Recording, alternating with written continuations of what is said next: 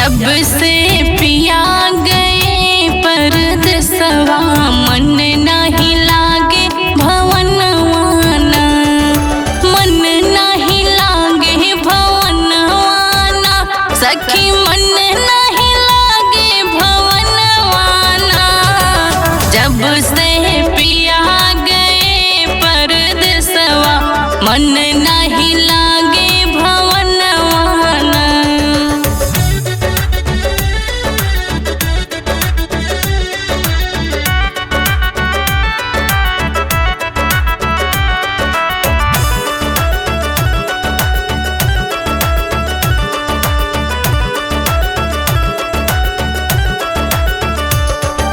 लाग आषाढ़ घने घन बरस, सावन बीती अन्हरियाना, भादव मास बिजुरिया चमके, डर लगे मन के भीतरियाना।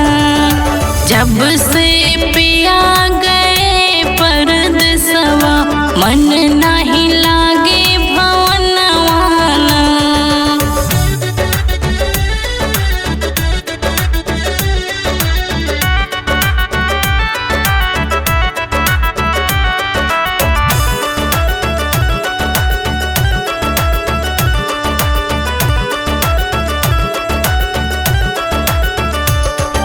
लाग कुआर बरस भाई बादल, कार्तिक बीतेल सनवाना, अगहन मास सखी गई गवने, अब कैसे होई मिलनवाना।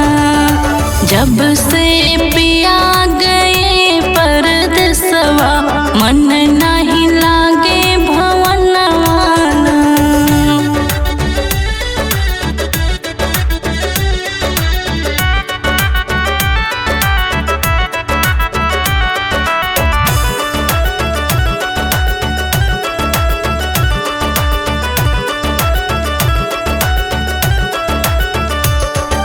माघ पूस मोर झाड़ सतावे, याद आवे आपन सजनवाना, फागुन मास देवर घर नाही, अब कैसे खेलब फगुनवाना।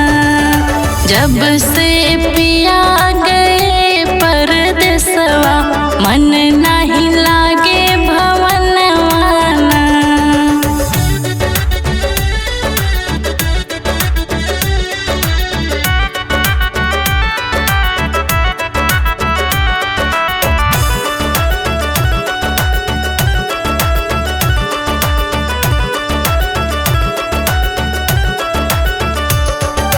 लाग बन चैत के से फुलान, बैसखवा धूप धूपनवाना, जेठवा बीत गए 12 मसवा, घर नहीं आए सजनवाना। जब से पिया गए परदेसवा